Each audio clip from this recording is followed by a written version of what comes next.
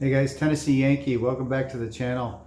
I wanted to show you guys, I got a Tusk roof to replace my Can-Am roof, and the reason I did that is because the Can-Am roof was just always a terrible fit, and it didn't go together well with my windshield. So finally decided to replace that and change it out. So I'll show you that today.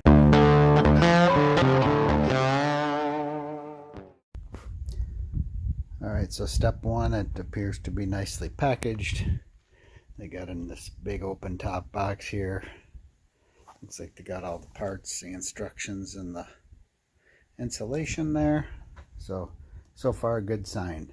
So here it is, side by side. Here's the new one, side by side with the Can-Am roof that I took off, and they got these spoilers on the back. I guess that's supposed to help direct wind or something along those lines. So the part of the issue with the Can-Am one is, I'll show you up here, is this is actually the frame for the Tusk windshield, which is down right now, which I really like about that. That's usually the way I use it in the summer, and then in the winter I can have it up. But what happens with the Can-Am one is it stops short. It was way back here.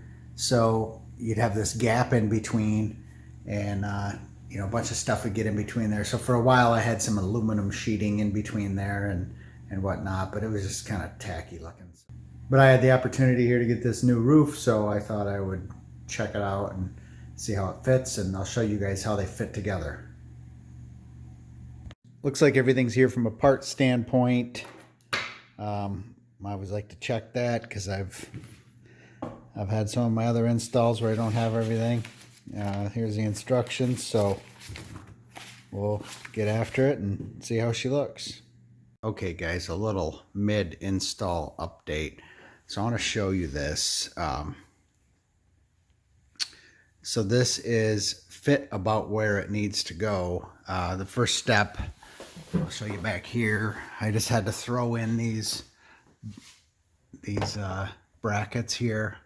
These go 4.5 inches from the weld up here, approximately. So I put those in. And then the next step is you're supposed to put the foam insulation down across, you can see it right here, across the roll bar, across the side, across the other side. It's not needed across the back because it doesn't touch right there. But what I wanted to do, part of the reason I wanted this new roof, like I talked about, was to take up that gap between the Tusk windshield frame here and the roof. So you can see I ran the foam across the roll bar, but there's still that area there. So I wanted to run foam also across the front edge of the frame on the Tusk windshield. So this is mainly for you guys that already have this Tusk setup, just to see how it fits.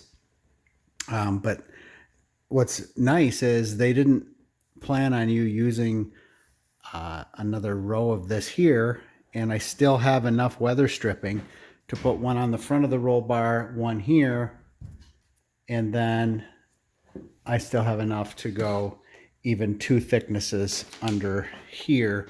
But I don't think I need to. I think I just looked at it. It looks like it's pretty good. Once I tighten this down, I think I'll have enough that I won't need 2 thicknesses of that there, and that should prevent any water that gets up into here to stop right there once it's tight.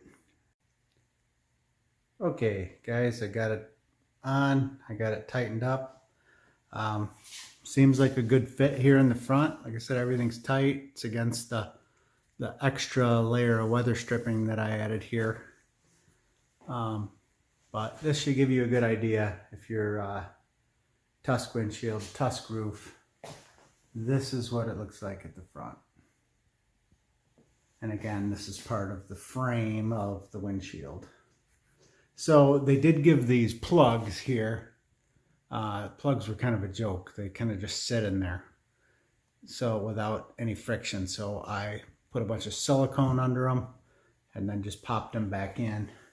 Now, one thing that's completely different on this one than the Can-Am one, remember I was telling you the Can-Am one had space in the front. This one is actually quite open in the back. So hopefully I won't have some of the same problems I had in the front and the back, but I doubt it'll be as bad having it back there, hopefully. So this is one of the first things I put in was the Tusk polycarbonate windshield when I got the machine. That's been pretty good too. So, and that's never been a complete tight fit here. I think the Can-Am roof even kind of hugged the frame, but I don't think it covered this part.